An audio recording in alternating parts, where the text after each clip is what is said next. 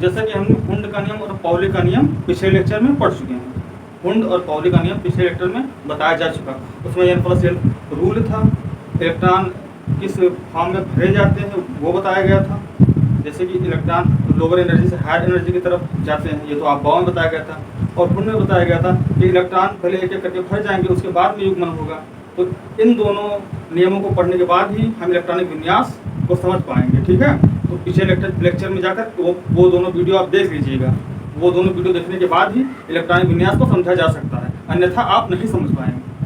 तो वो दोनों नियम का देखना बहुत जरूरी है इलेक्ट्रॉनिक विन्यास को समझने के लिए।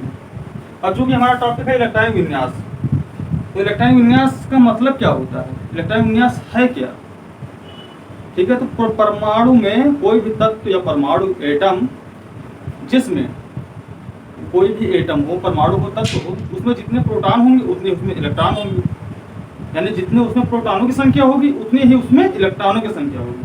तो इलेक्ट्रॉनिक विन्यास यही बताता है कि उसमें इलेक्ट्रॉन किस सीक्वेंस में अरेंज है, परमाणु में इलेक्ट्रॉन कैसे अरेंज है, उनका अरेंजमेंट कैसा है, वो कैसे व्यवस्थित हैं, वो बताता है इलेक्ट्रॉनिक विन्यास। और इलेक्ट्रॉनिक विन्यास बनाने का जो क्रम है वो आया अफबाउ के नियम से। अफबाउ का नियम बताता है इलेक्ट्रॉनिक विन्यास को भरना n+l रूल के बेस्ड पे, ठीक है। तो यहाँ पे जो है हाइड्रोजन की अगर हम बात करें तो हाइड्रोजन में एक इलेक्ट्रॉन होता है, हाइड्रोजन में एक प्रोटॉन एक इलेक्ट्रॉन। तो इसका होगा 1s1, ठीक है। हीलियम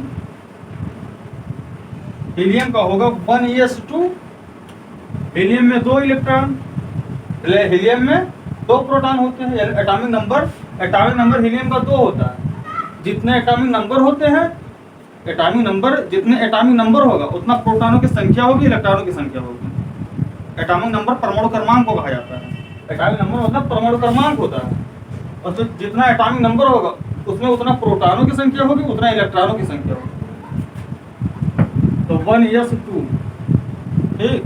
ऐसे lithium, hydrogen, helium, lithium, sodium की बात करें, फिर उसके बाद अगर हम सोडियम ले लें, चलिए बोरान ले लेते हैं। बोरान का कितना होता है 5, 1s2, 2s2, 2p1, 5 इलेक्ट्रॉन, 2 इसमें, 1s में 2, 2s में 2, 2p1 में 1, ठीक है। अब जैसे हम कार्बन की बात करें, कार्बन में 6 प्रोटॉन 6 इलेक्ट्रॉन, परमाणु क्रमांक कार्बन का 6 होता है।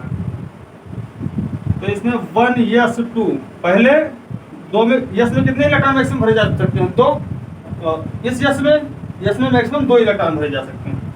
यहाँ पे लिख दे रहे हैं यस में 2 इलेक्ट्रॉन, पी में 6 इलेक्ट्रॉन, डी में 10 इलेक्ट्रॉन, मैक्सिमम इलेक्ट्रॉन भरे जा सकते हैं 10, एफ में 14 इलेक्ट्रॉन।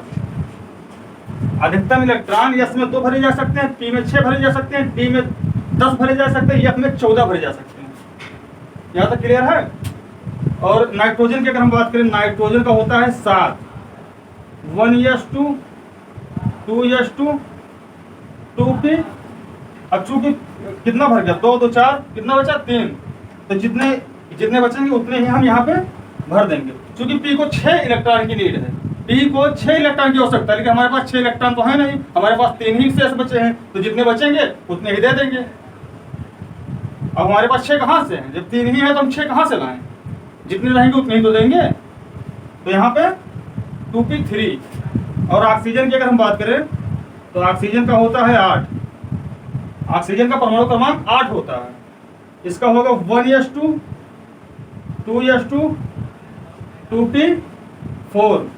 चूंकि इसको 6 इलेक्ट्रॉन की नीड है, 6 इलेक्ट्रॉन की आवश्यकता है, लेकिन हमारे पास 6 है ही नहीं। जब 4 ही बच रहे हैं तो हम 6 कहाँ से लाएं, तो हम 4 ही इलेक्ट्रॉन इसको दे देंगे। 2 इलेक्ट्रॉन इसका, इसमें 2 इलेक्ट्रॉन इसमें, 4 इसमें, ठीक। तो 2 दूनी 4, 4 8। अब फ्लोरीन की अगर हम बात करें तो फ्लोरीन का कितना होता है 9। तो 1s2, 2s2, 2p5। अब इसको 6 चाहिए लेकिन हमारे पास 5 ही हैं तो हम 5 ही तो देंगे।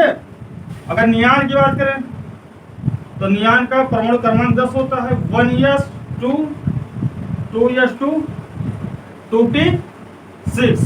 अब हमारे पास 6 इलेक्ट्रॉन थे तो हम इसको 6 दे दिए, 4 इसमें भर गया और हमारे पास 6 बच रहा था तो 6 हमने दे दिया। हमारे पास था 6, हमारे पास 6 इलेक्ट्रॉन थे तो हमने 6 दे दिया। अगर नहीं होता तो कहाँ से देते? जैसे इसमें नहीं था तो नहीं दे पाए, इसमें नहीं था तो नहीं दे पाए, ऑक्सीजन में नहीं था नहीं दे पाए, फ्लोरीन में नहीं था नहीं दे पाए, नाइट्रोजन में नहीं था नहीं दे पाए। लेकिन कार्बन का देख लीजिए, कार्बन का यहाँ थोड़ा मिसअंडरस्टैंडिंग हो गई है। 1s2 2s2 2p2 रहेगा, 2p2 रहेगा, ठीक है। तो नियान का, अब नियान में था हमारे पास 6 इलेक्ट्रॉन तो हमने 6 इलेक्ट्रॉन दे दिया। अब यही हम नियान के बाद सोडियम की बात करें तो सोडियम का कितना हो, यहाँ तक स्क्रीनशॉट ले लीजिए। अब ये एक बात समझने वाली है कि इलेक्ट्रॉनिक विन्यास का सीक्वेंस जो अरेंजमेंट था वो इस बताता है कि एटम में इलेक्ट्रॉन किस तरह अरेंज हैं, अभी भी हैं, थे नहीं हैं। एटम में इलेक्ट्रॉन किस तरह अरेंज है, उनका अरेंजमेंट किस फॉर्म में है, किस तरह उनका अरेंजमेंट है। तो उसका अरेंजमेंट इस फॉर्म में 1s 2s 2p 3s 3p 3p 4s 3d है ना, 4p, इस फॉर्म में अरेंजमेंट है। तो ये जो 1s है ये न्यूक्लियस के बहुत पास होता है। जैसे ये न्यूक्लियस है, ये हो गया आपका कोष, कितने कोष थे, ये आपका हो गया कोषों की संख्या। तो ये पहला कोष था, ये दूसरा था, ये तीसरा, ये चौथा, ठीक। तो इसमें कितने इलेक्ट्रॉन थे, इसमें 1s ऑर्बिटल था, इसमें 1s उपकोष थे, है ना। इसमें 2s और 2p थे, इसमें 3s 3p 3d था, इसमें 4s 4p 4d और 4f था, ठीक। तो देखिए 1s न्यूक्लियस के 1s नाभिक के बहुत पास है, 1s जो है नाभिक के बहुत पास है और नाभिक से थोड़ा दूर पे है 2s और 2p, यानी कि 1s जो है ये न्यूक्लियस के बहुत पास है, नाभिक के बहुत पास है। और 2s 2p थोड़ा दूर है तो दूसरे कोष के हैं। और उसके बाद 3s 3p 3d और दूर है, ठीक है। 4s 4p 4d 4f और दूर है। तो यहाँ 1s से इलेक्ट्रॉन निकालना बहुत मुश्किल है, 1s से इलेक्ट्रॉन निकालना बहुत मुश्किल, क्योंकि न्यूक्लियस का जो अट्रैक्शन होता है, न्यूक्लियस का जो अट्रैक्शन होता है, आकर्षण जिसको बोलते हैं, न्यूक्लियस का जो आकर्षण होता है वो बहुत मजबूती से पकड़े रहता है इसको 1s को। और 2s 2p को उसकी कंपेरिजन थोड़ा कम, और 3s 3p 3d को उसके कंपेरिजन में और थोड़ा कम, 4s 4p 4d 4f में बहुत कम, ठीक है। यहाँ तक क्लियर है। तो हम सोडियम के इलेक्ट्रॉनिक विन्यास की अगर बात करें, स्क्रीनशॉट ले लीजिए, इरेज करने वाले हैं।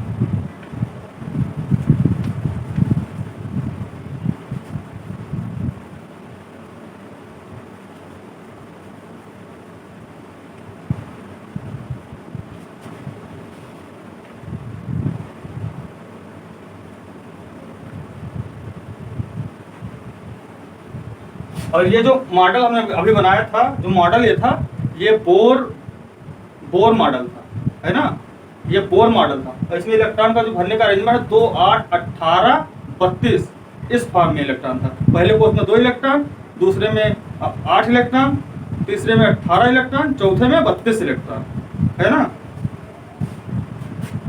और सोडियम की अगर बात करें, सोडियम, तो सोडियम का परमाणु क्रमांक होता है 11। तो इसका होगा 1s2 2s2 2p6। देखिए 1s2 2s2 2p6 और एक इलेक्ट्रॉन आ जाएगा 3s1 में, एक इलेक्ट्रॉन आ गया 3s1 में, ठीक। यहां तक क्लियर है। अब अगर इसकी अगर ये तो हो गया, ये आपका होगा आपबाऊ इलेक्ट्रॉनिक विन्यास, आपबाऊ इलेक्ट्रॉनिक विन्यास के आधार पर, ये इलेक्ट्रॉनिक विन्यास आपबाऊ के नियम पर आधारित है।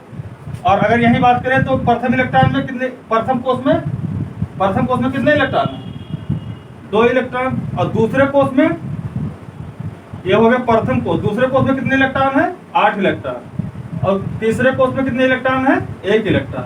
तो 2 8 1, ये जो आपका निकल कर आया 2 8 1, ये है बोर बरी स्कीम,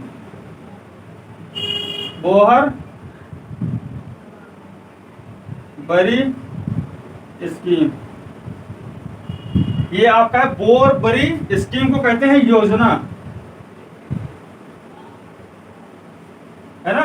तो सरकार निकालती नहीं योजना, वैसे ही समझ लो, स्कीम का मतलब योजना, बोर बरी योजना।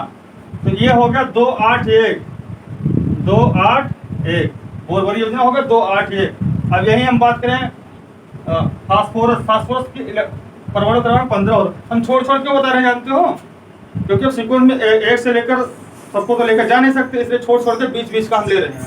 तो फास्फोरस का अगर ले, फास्फोरस, फास्फोरस तो फास्फोरस का होता है 15।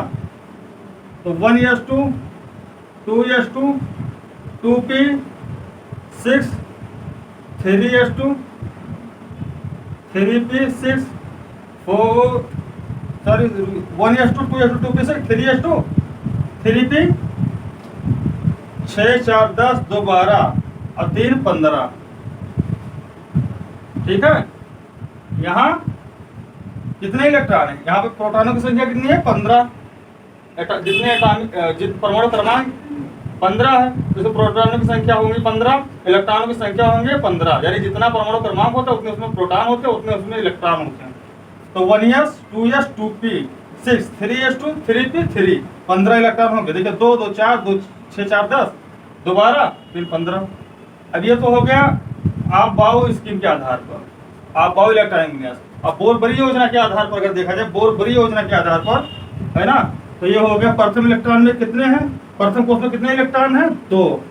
द्वितीय कोष में कितने इलेक्ट्रॉन हैं? द्वितीय कोष में कितने इलेक्ट्रॉन है? 6 2 8। और तृतीय कोष में कितने इलेक्ट्रॉन हैं? 3 2 5। तो बोर बरी स्कीम हो गया 2 8 5, हाँ 2 8 5। ठीक है, ये हो गया बोर बरी स्कीम,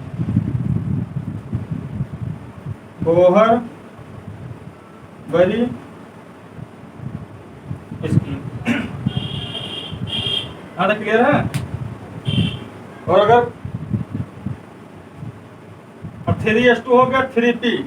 अब हम लोग आते हैं, अगर क्लोरीन की बात करें, यहां अगर हम क्लोरीन ले लें, क्लोरीन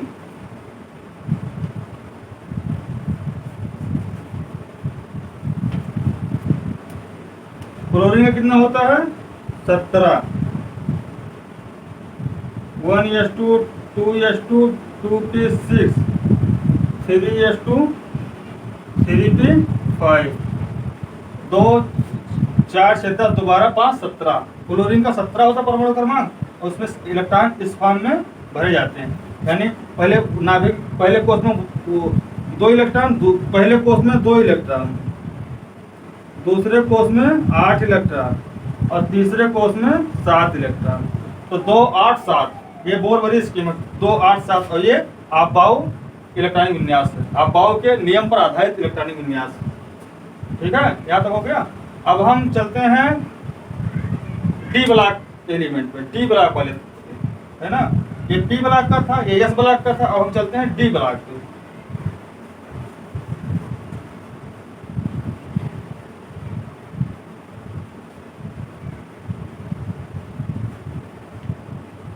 तो डी ब्लॉक का जो एलिमेंट था, डी ब्लॉक का, जैसे स्कैंडियम लेते हैं, स्कैंडियम, स्कैंडियम कितना है? परमाणु क्रमांक 21।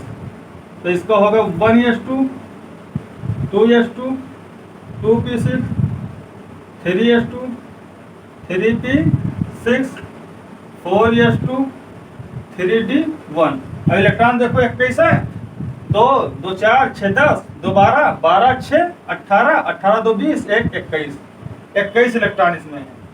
ये हो गया परमाणु आपबाउ के इलेक्ट्रॉनिक विन्यास के आधार पर, आपबाउ नियम पर आधारित इलेक्ट्रॉनिक विन्यास। और ये हो गया बोर बरी वाला। देखिए ये हो गया 2 और ये 6 2 8। दूसरे कोष में 8 इलेक्ट्रॉन, और तीसरे में कितना है? अब यहाँ ध्यान देने वाली बात है, यहाँ ध्यान देने वाली बात है, ये 4s चौथे कोष का है, 4 चौथे कोष का है 4s, और हमें तीसरे कोष का चाहिए, क्योंकि अंदर जो होता है वो तीसरा कोर्स पहले आता है 4 ईयर्स से। 4 ईयर्स से पहले तीसरा कोर्स आता है, यानी थर्ड कोर्स पहले आता है 4 ईयर्स से, है ना। तीसरा कोर्स चौथे कोर्स से पहले आता है।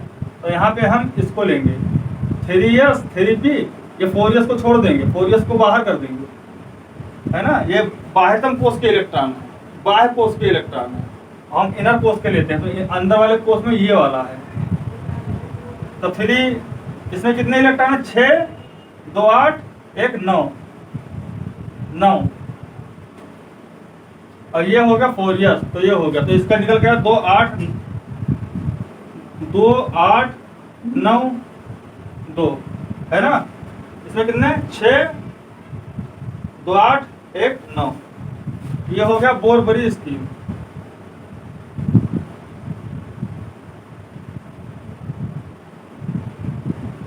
अब मैं आशा करता हूं कि आप लोग को समझ आ गया होगा, है ना। इतना करवाने के बाद आप लोगों को समझ में आ गया होगा कि बोरबरी स्कीम क्या है।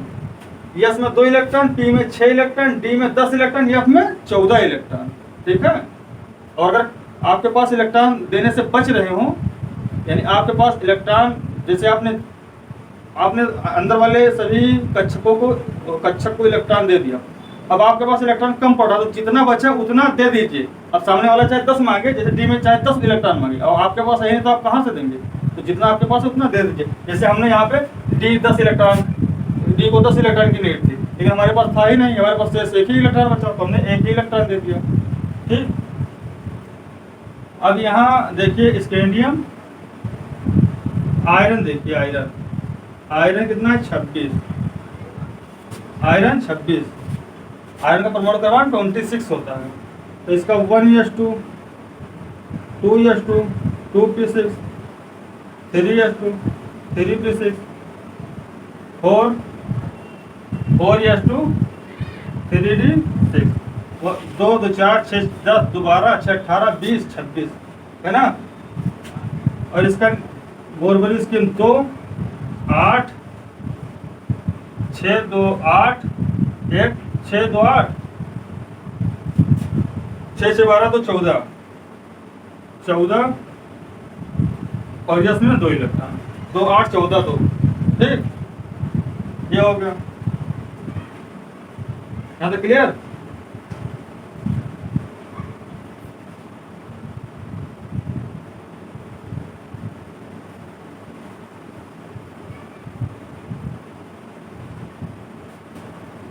अब निकेल की बात करें, निकेल का कितना था? Nickel 28, nickel 28। तो 1s2, 2s2, 2p6, 3s2, 3p6, 4s2, 3d8।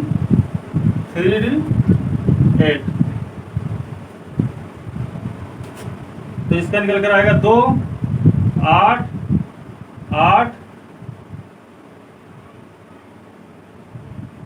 इसका निकल गया 2, प्रथम कोष में 2 इलेक्ट्रॉन, द्वितीय कोष में 6 2 8 इलेक्ट्रॉन, तृतीय कोष में 6 2 8 8 और 8 16 इलेक्ट्रॉन, 16 इलेक्ट्रॉन, और चौथे कोष में 2 इलेक्ट्रॉन, ठीक। अब हम क्रोमियम और कॉपर की बात करते हैं, जो कि एक्सेप्शन की कैटेगरी में रखे गए हैं। क्रोमियम और कॉपर एक्सेप्शन की कैटेगरी में रखे गए हैं, ठीक है। अब वो एक्सेप्शन क्या है, आइए देखते हैं।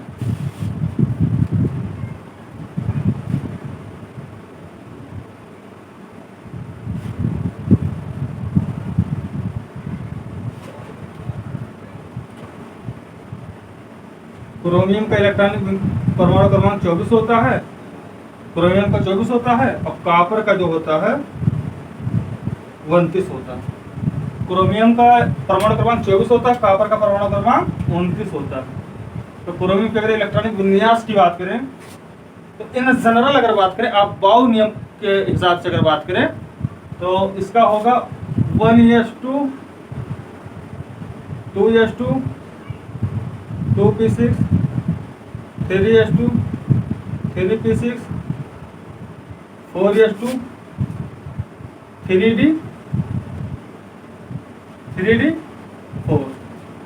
अगर आप बाउ के उस पर बात करें तो 3D4 होगा, 1s2 2s2 2p6 3s2 3s2 3p6 4s2 3D4 होगा। लेकिन यहाँ पे ये देखने को मिला कि यहाँ का जो बाह्यतम कोश का जो इलेक्ट्रॉन है, अपना एक इलेक्ट्रॉन टी को दे देता है, तो इसका इलेक्ट्रॉनिक विन्यास कुछ इस प्रकार से होगा, 1s2 2s2 2p6 3s2 3p6 4s1 और 3D5। यस अपना एक इलेक्ट्रॉन टी को दे देगा। अब यहाँ इसने अपना इलेक्ट्रॉन टी को क्यों दिया? क्योंकि यहाँ यस एक इलेक्ट्रॉन जब देता है तो टी अर्धभरित हो जाता है। यस अपना एक इलेक्ट्रॉन जब देता है तो यस भी अर्धभरित हो जाता है और डी भी अर्धभरित हो जाता है। और हमें यह बताया गया है कि अर्धभरित और पूर्णभरित कक्षक बहुत ज्यादा स्थायी होते हैं। अर्धभरित यानी हाफ फील्ड और फुल फील्ड कक्षक बहुत ज्यादा स्थायी होते हैं। तो यहाँ ये भी अर्धभरित है और यहाँ ये भी अर्धभरित है।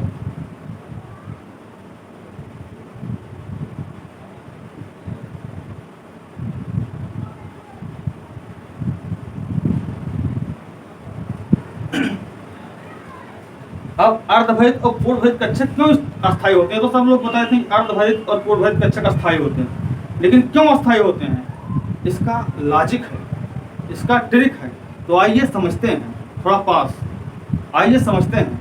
इसका लॉजिक ये है कि इनमें दो कंडीशन होती है, ये दो चीज फॉलो करती है। पहला, इसमें सिमेट्री आ जाती है, यानी इसमें सममिति आ जाती है, और दूसरा ये इसमें विनिमय होता है। पहला ये लॉजिक है इसका कि इसमें सिमेट्री आ जाती है,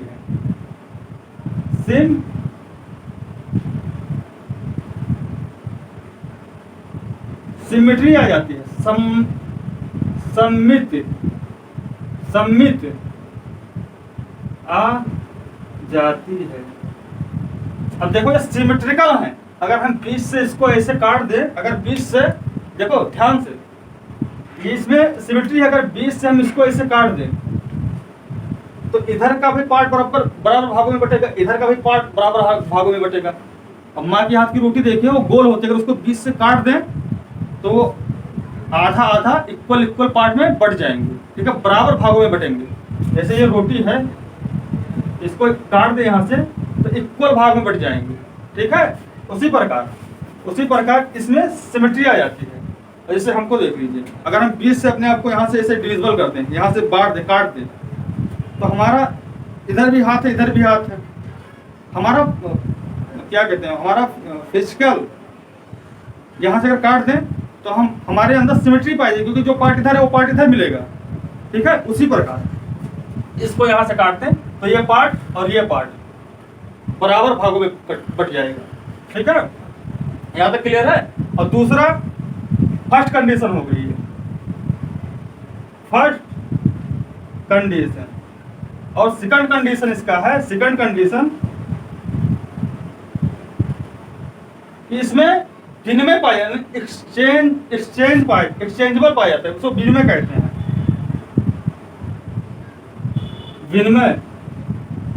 विनिमय का मतलब ये होता है कि जो अपने एक स्थान से दूसरे स्थान पर चले जाए, अपने एक स्थान से दूसरे स्थान पे जाना ही विनिमय कहलाता है।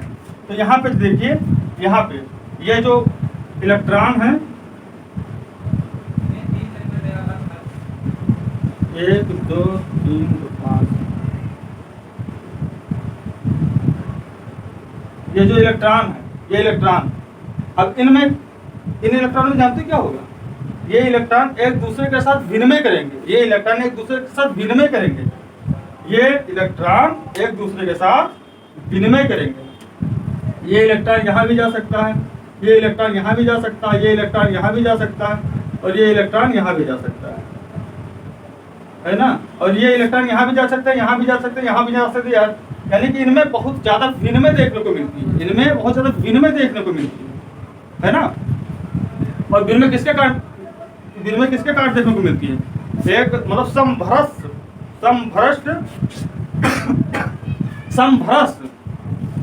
कक्षकों में विनिमय देखने को मिलती है। यानी कि डी ऑर्बिटल की अगर स्प्लिटिंग करवा दें, डी ऑर्बिटल को अगर हम स्प्लिटिंग यानी कि उसको तोड़वा दें, तो ये दो कंडीशन में टूटेगी। एक तो होगा Eg और दूसरा टूटेगा T2G में।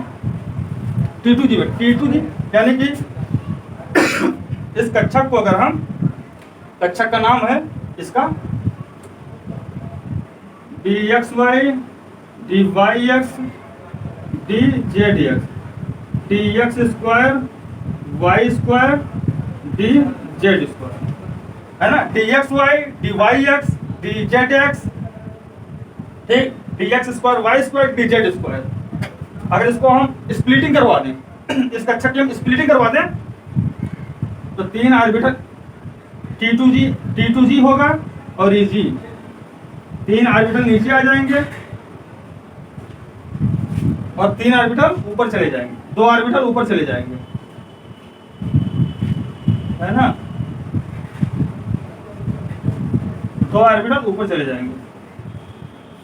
अब इनमें जो इलेक्ट्रॉन को एक्सचेंज करने की जो प्रवृत्ति होती है ना, ये इलेक्ट्रॉन को एक दूसरे में एक्सचेंज कर सकते हैं। ये यहाँ आ सकता है, ये यहाँ जा सकता है, ये यहाँ आ सकता है, ये यहाँ आ सकता है, ये यहाँ जा सकते हैं, ठीक। तो ये हो गया हमारा T2G Eg, है ना। तो आइए हम विनिमय पे थे, यही विनिमय है। तो यहाँ तो जितना ज्यादा इलेक्ट्रॉन होंगे, जितना ज्यादा इलेक्ट्रॉन होंगे उतनी ज्यादा विनिमय ऊर्जा होगी, उतनी ज्यादा विनिमय ऊर्जा मुक्त होगी। जितने ज्यादा इलेक्ट्रॉन एक दूसरे में विनिमय करेंगे उतनी ज्यादा विनिमय ऊर्जा मुक्त होगी। तो यहाँ लिख लीजिए, जितना ज्यादा विनिमय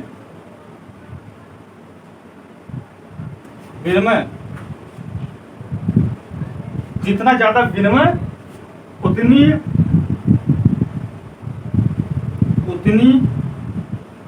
ज्यादा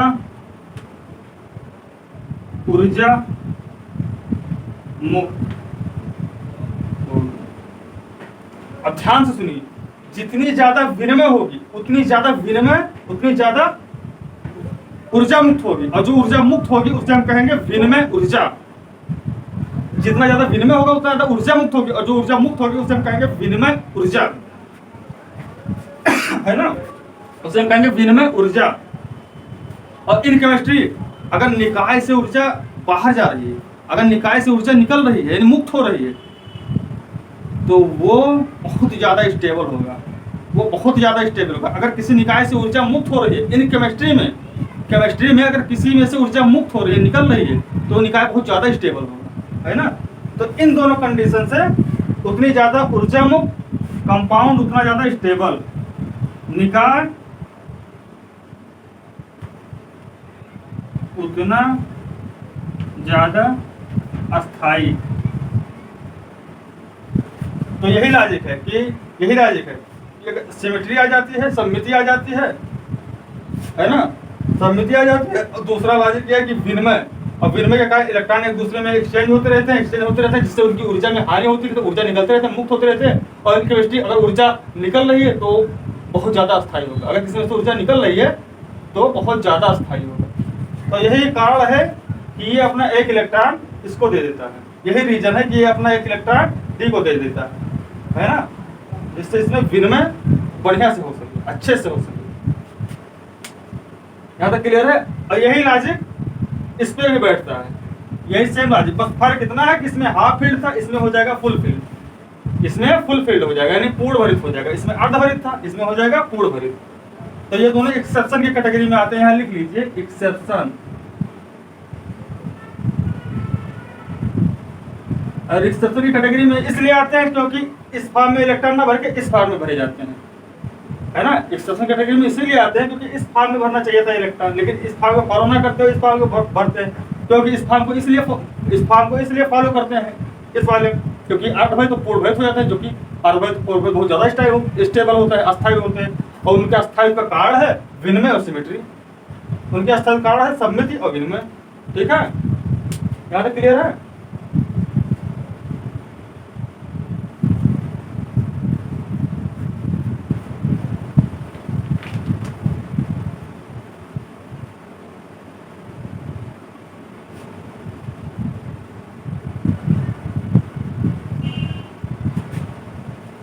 अब क्रोमियम हो गया, अब हम कापर की बात करते हैं। कापर की बात करते हैं।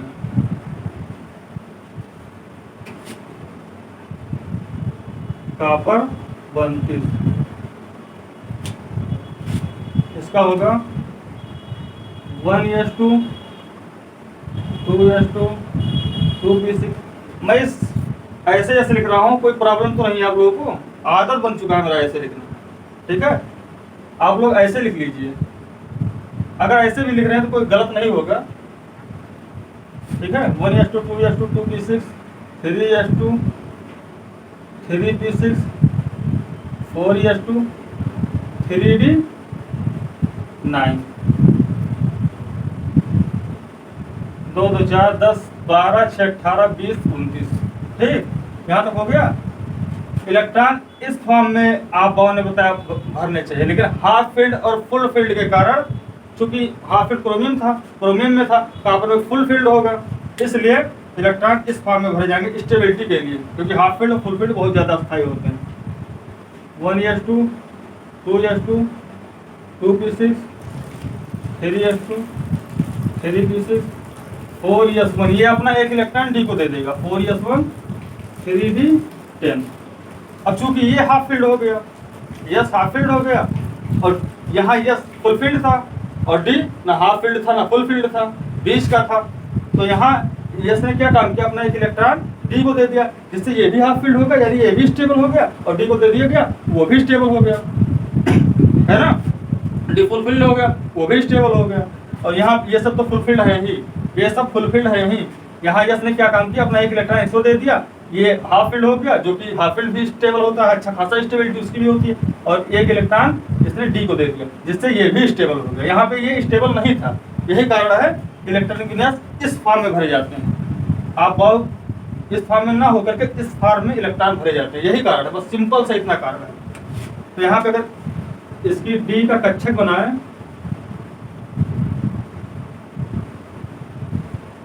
वन 1 2 3 5, पहले एक एक इलेक्ट्रॉन भर लेंगे, फिर पेयरिंग होगी।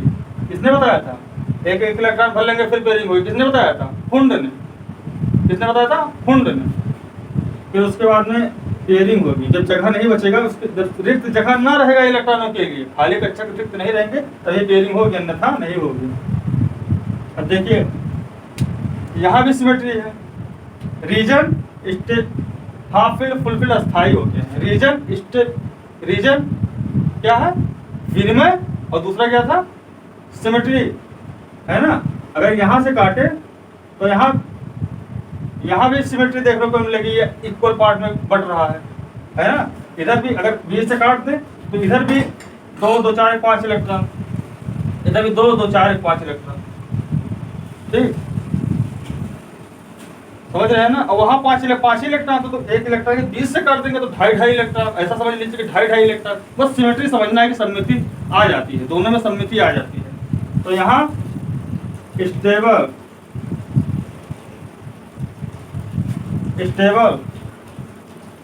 किसकी वजह से? फुल फील्ड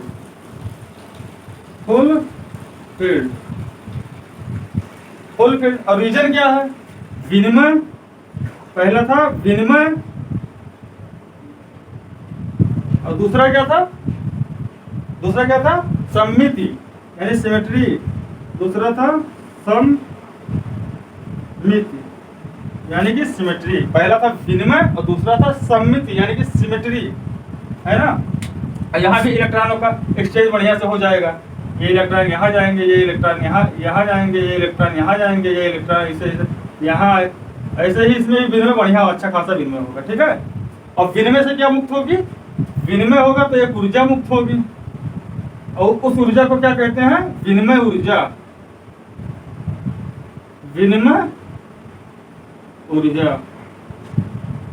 और इन केमिस्ट्री में अगर कहीं भी ऊर्जा मुक्त हो रही है तो वो निकाय स्टेबल होगा।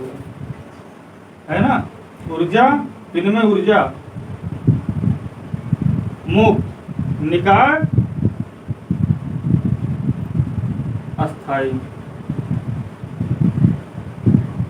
ठीक, अगर ऊर्जा मुक्त हो रही है तो निकाय अस्थाई होगा। तो ये हमारा था क्रोमियम और कॉपर, हाफ फील्ड और फुल फील्ड के केस थे। अब हम ये देखते हैं कि इलेक्ट्रॉन अगर निकाल दें तब क्या स्थिति होगी, यानी Na+ में अगर एक इलेक्ट्रॉन निकाल दें, Cl में एक इलेक्ट्रॉन जोड़ दें तो क्या स्थिति होगी, तो वो यहाँ देखते हैं।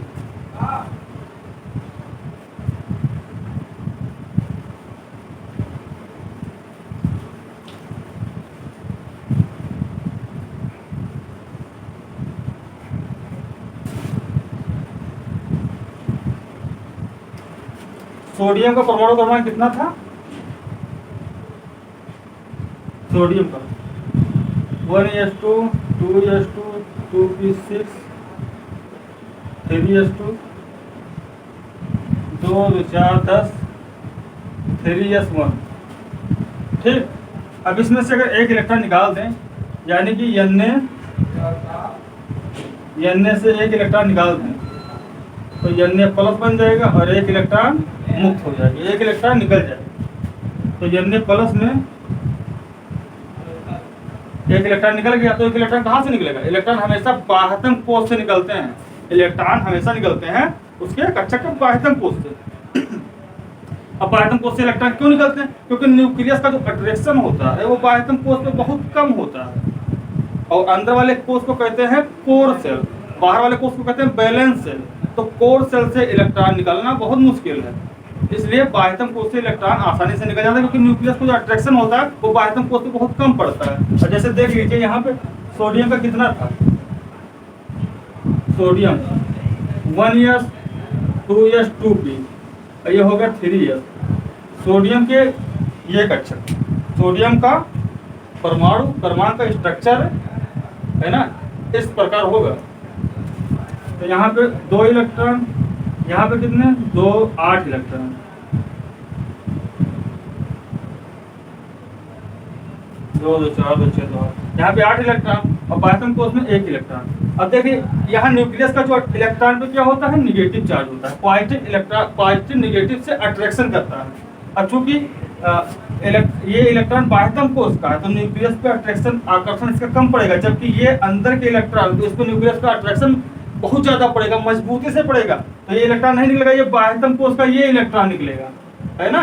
तो एक इलेक्ट्रॉन निकल गया, तो एक इलेक्ट्रॉन निकलने के बाद सोडियम की स्थिति कुछ इस प्रकार हो जाएगी। तो इसका है 1s2 2s2 2p6, ये एक इलेक्ट्रॉन निकल गया। अब यहीं Cl- के अगर बात Cl की बात करें तो Cl का 1s2 2s2 2p6 3s2 3p5 2 4 10 दोबारा 5 17 और एक इलेक्ट्रॉन। अब क्लोरीन में एक इलेक्ट्रॉन कहीं से आके जुड़ गया, समझ लीजिए सोडियम से आके एक इलेक्ट्रॉन जुड़ गया, ये इलेक्ट्रॉन यहाँ से आके जुड़ गया, ये इलेक्ट्रॉन यहाँ से आके जुड़ गया, समझ लीजिए इलेक्ट्रॉन सोडियम से आके जुड़ गया। तो क्लोरीन पे आ गया Cl निगेटिव, है ना, Cl निगेटिव। और फ्लोरीन का स्ट्रक्चर कुछ इस प्रकार होगा,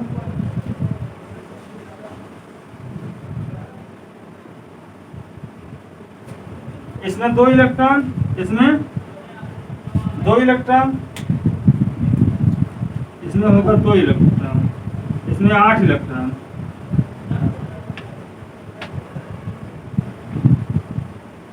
इसमें 2 4 इसमें 8 इलेक्ट्रॉन और इसमें 10 हो गए, इसमें 7 इलेक्ट्रॉन होंगे, 7 इलेक्ट्रॉन, 2 2 4 5 6 7, इसमें 7 इलेक्ट्रॉन। अब चूंकि एक इलेक्ट्रॉन कहीं से आ गया, इसमें एक इलेक्ट्रॉन कहीं से इसमें आके ऐड हो गया, तो इसमें हो गया 8। यहाँ देखिए सोडियम का इलेक्ट्रॉनिक विन्यास 1s2 2s2 2p6 3s1 है, ठीक है। और सोडियम से एक इलेक्ट्रॉन निकल गया, सोडियम ने एक इलेक्ट्रॉन दान करके Na+ बना लिया। अब Na+ में 11 इलेक्ट्रॉन और 11 प्रोटॉन है, तो 11 प्रोटॉन Na में 11 इलेक्ट्रॉन और 11 प्रोटॉन है, जबकि Na प्लस में 11 प्रोटॉन और 10 इलेक्ट्रॉन है, तो यहाँ 10 इलेक्ट्रॉन है, यहाँ 11 प्रोटॉन है Na प्लस में, यानी कि Na प्लस में एक प्रोटॉन की संख्या बढ़ी हुई है, ठीक है। 10 इलेक्ट्रॉन है और 11 प्रोटॉन है, तो इसलिए Na पे पॉजिटिव चार्ज आता है। और यहाँ पे 11 प्रोटॉन 11 इलेक्ट्रॉन थे, तो Na पे न्यूट्रल चार्ज, यानी पॉजिटिव और निगेटिव एक दूसरे को खत्म कर देते हैं, न्यूट्रलाइज कर देते हैं। जितने पॉजिटिव होंगे उतने नेगेटिव होंगे, तो उस पर कोई आवेश नहीं होगा, वो उदासीन होगा, न्यूट्रल होगा। और यहाँ पे देखिए क्लोरीन 17, क्लोरीन में का इलेक्ट्रॉनिक विन्यास 1s2 2s2 2p6 3s2 3p5 है, ठीक है। यानी क्लोरीन में 17 प्रोटॉन और 17 इलेक्ट्रॉन, या दोनों एक दूसरे को न्यूट्रलाइज करके क्लोरीन पर कोई चार्ज नहीं रहता है। जबकि क्लोरीन माइनस में, क्लोरीन निगेटिव, क्लोरीन माइनस में 1s2, क्लोरीन ने एक इलेक्ट्रॉन ग्रहण करके क्लोरीन माइनस बना लिया, क्लोरीन ने एक इलेक्ट्रॉन ग्रहण किया और माइनस बना लिया, ठीक है। तो इसमें जब ये निगेटिव चार्ज को ग्रहण करके माइनस बना लिया, तो इसमें एक इलेक्ट्रॉन जुड़ गया, यानी क्लोरीन ने एक इलेक्ट्रॉन अपने अंदर जोड़ा, तो इसका इलेक्ट्रॉनिक विन्यास होगा 1s2 2s2 2p6 3s2 और 3p में एक इलेक्ट्रॉन आके जुड़ गया, तो ये 3p6 हो जाएगा। तो क्लोरीन में 17 प्रोटॉन 17 इलेक्ट्रॉन थे, अब क्लोरीन निगेटिव में 17 प्रोटॉन और 18 इलेक्ट्रॉन, यानी कि एक इलेक्ट्रॉन इसमें बढ़ गया, यानी माइनस चार्ज इसमें बढ़ गया, तो माइनस चार्ज इसमें एक बढ़ गया, इसलिए क्लोरीन पे एक क्लोरीन पे निगेटिव चार्ज आ जाएगा, ठीक है। यहाँ तक क्लियर है? यहाँ तक क्लियर? और इसने एक इलेक्ट्रॉन इसलिए ग्रहण किया क्योंकि ये बाह्यतम कोष अपना ऑक्टेट कंप्लीट करना चाहता है, जबकि इसका अष्टक कंप्लीट हो गया। और यहाँ पे sodium 1s2 2s2 2p6 3s1, ये अपना एक इलेक्ट्रॉन दान कर देगा, तो ये किसकी तरह हो जाएगा? नियान की तरह हो जाएगा, और ये स्टेबल हो जाएगा। इसका भी अंदर के कोष का अष्टक कंप्लीट है, ठीक है, क्लियर यहाँ तक? और इसका भी बाह्यतम कोष का इसका अष्टक कंप्लीट होगा एक इलेक्ट्रॉन ग्रहण करके, ठीक है। और ये बना लेगा आर्गन की तरह हो जाएगा, क्लोरीन माइनस आर्गन की तरह हो जाएगा और स्टेबल कंपाउंड बनेगा। और Na सोडियम अपना एक इलेक्ट्रॉन दान करके, किसके तरह हो जाएगा? किसकी तरह हो जाएगा? नियान की तरह हो जाएगा। सोडियम अपना एक इलेक्ट्रॉन दान करके नियान की तरह हो जाएगा। नियान के बाह्यतम कोष में नियान का परमाणु क्रमांक 10 होता है, और इसका भी परमाणु का ये हो जाएगा 10 इलेक्ट्रॉन, ठीक है। नियान का electronic configuration 1s2 2s2 2p6 होता है, और इसका भी electronic configuration 1s2 2s2 2p6 हो जाएगा, और ये स्टेबल हो जाएगा। और यहाँ पे देखिए, अगर किसी में से एक इलेक्ट्रॉन निकल रहा है, किसी विलगित गैसीय परमाणु में से एक इलेक्ट्रॉन निकालने के लिए जो हमें ऊर्जा देनी होती है, उसे कहते हैं आयनन ऊर्जा या आयनन विभव। किसी विलगित गैसीय परमाणु में से एक इलेक्ट्रॉन निकालने के लिए जो ऊर्जा चाहिए होती है, वो उसकी आयनन ऊर्जा या आयनन विभव कहलाती है, जो हमें देनी पड़ती है इलेक्ट्रॉन को निकालने के लिए। और यहाँ देखिए, किसी विलगित गैसीय परमाणु में एक इलेक्ट्रॉन जोड़ने के लिए, किसी विलगित गैसीय परमाणु में से एक इलेक्ट्रॉन जोड़ने पर जो ऊर्जा मुक्त होती है, वो कहलाएगी इलेक्ट्रॉन एफिनिटी या इलेक्ट्रॉन बंधुता। वो कहलाएगी इलेक्ट्रॉन बंधुता, ठीक है। किसी विलगित गैसीय परमाणु में से एक इलेक्ट्रॉन निकालने के लिए जो ऊर्जा की आवश्यकता होती है, इलेक्ट्रॉन निकालने के लिए जो ऊर्जा की आवश्यकता होती है, उसे आयनन विभव या आयनन ऊर्जा कहते हैं।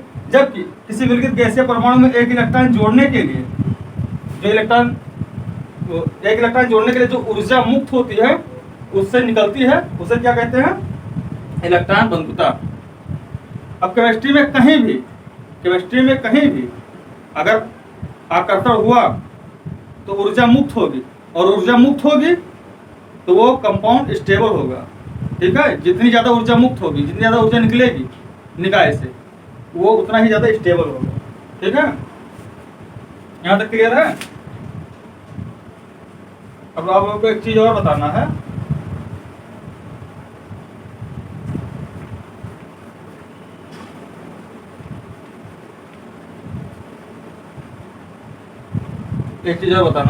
जैसे आयरन का इलेक्ट्रॉनिक विन्यास कितना होता है? 1s2 2s2 2p6 3s2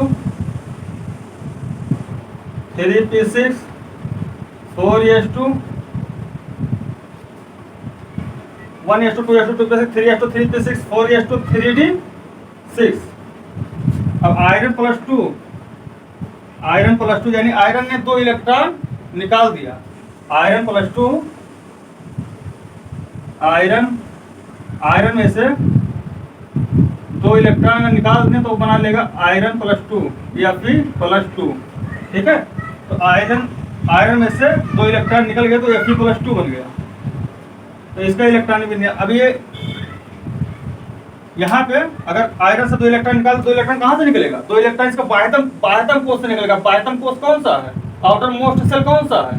तो बाह्यतम कोष ये 4s2 यानी ये 3 वाला आंतरिक कोष है। जैसे जब हमने ऊर्जा स्तर बनाया था तो उसमें फर्स्ट कोष, सेकंड कोष, थर्ड कोष, फिर फोर्थ कोष आया, था। ठीक है, और यहाँ पे फोर्थ कोष ये बाह्यतम कोष है। फोर कोष बाह्यतम कोष है। आउटर मोस्ट सेल ये वाला है, तो इससे इलेक्ट्रॉन निकलेगा। तो यहाँ पे होगा 1s2 2s2 2p6 3s2 3p6 4s0 3d6। ठीक है, 4s0 3d6। अगर इसको अरेंज कर दें हम तो यस उधर चला जाएगा और 3d इधर चला जाएगा। अगर हम इसको अरेंज कर दें तो 3d यहाँ आ जाएगा और 4s0 यहाँ आ जाएगा। ठीक है, समझने के लिए अरेंज कर सकते हैं आप लोग, उसमें कोई गलती नहीं होगी। और जब Fe प्लस 3 यानी आयरन ने 3 इलेक्ट्रॉन निकाल दिया। आयरन ने 3 इलेक्ट्रॉन का दान कर दिया और ये बना लिया Fe प्लस 3। तो यहाँ से अगर इलेक्ट्रॉन निकाले तो 1s2 2s2 2p6 3s2 3p6। अब यहाँ से 2 इलेक्ट्रॉन यहाँ से निकल जाएगा। आउटर मोस्ट सेल ये वाला है 4s। उसके बाद में अगर यहाँ से इलेक्ट्रॉन निकल गया तो फिर किसका नंबर आएगा? फिर आएगा 3d का नंबर, फिर d से इलेक्ट्रॉन निकलेगा। तो 1s2 2s2 2p6 3s2 3p6 4s से 2 इलेक्ट्रॉन और 1 इलेक्ट्रॉन 3d6 से, तो 3d से एक इलेक्ट्रॉन निकल जाएगा तो बचेगा 3d5, है ना। तो ये इलेक्ट्रॉन निकालने के बाद का इलेक्ट्रॉनिक कॉन्फ़िगरेशन है और ये इलेक्ट्रॉन निकालने से पहले का इलेक्ट्रॉनिक कॉन्फ़िगरेशन है। दोनों को कंपेयर कर सकते हैं आप। ठीक है, और ये आयरन, ये Fe जो है लोहा है, आयरन, इसका 26 होता है। Fe का परमाणु क्रमांक 26 होता है और Fe प्लस 2 और Fe प्लस 3। अगर इसकी बात करें तो इसमें होंगे 26 प्रोटॉन और 26 इलेक्ट्रॉन। इसकी बात करें तो 2 इलेक्ट्रॉन निकल गया तो इसमें 26 प्रोटॉन और इलेक्ट्रॉन कितने हैं? 24 इलेक्ट्रॉन। और यहाँ अगर बात करें तो Fe प्लस 3 में 26 प्रोटॉन है और 23 इलेक्ट्रॉन है। ठीक है, यहाँ तक हो गया।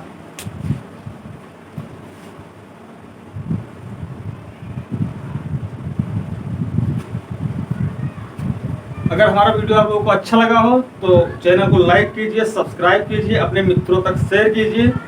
ठीक है, केमिस्ट्री का नाम है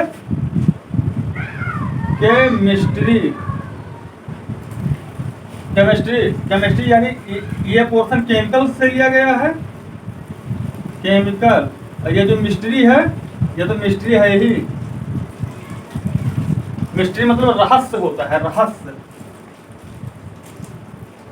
तो केमिस्ट्री में आप लोगों का जो रहस्य है वो सब निकल के बाहर आएगा। ठीक है, बेसिक कॉन्सेप्ट के साथ पढ़ाई होगी, आपका एक एक डाउट क्लियर होगा। बस आप हमारे चैनल के साथ जुड़े रहिए, चैनल को लाइक कीजिए, सब्सक्राइब कीजिए, बस।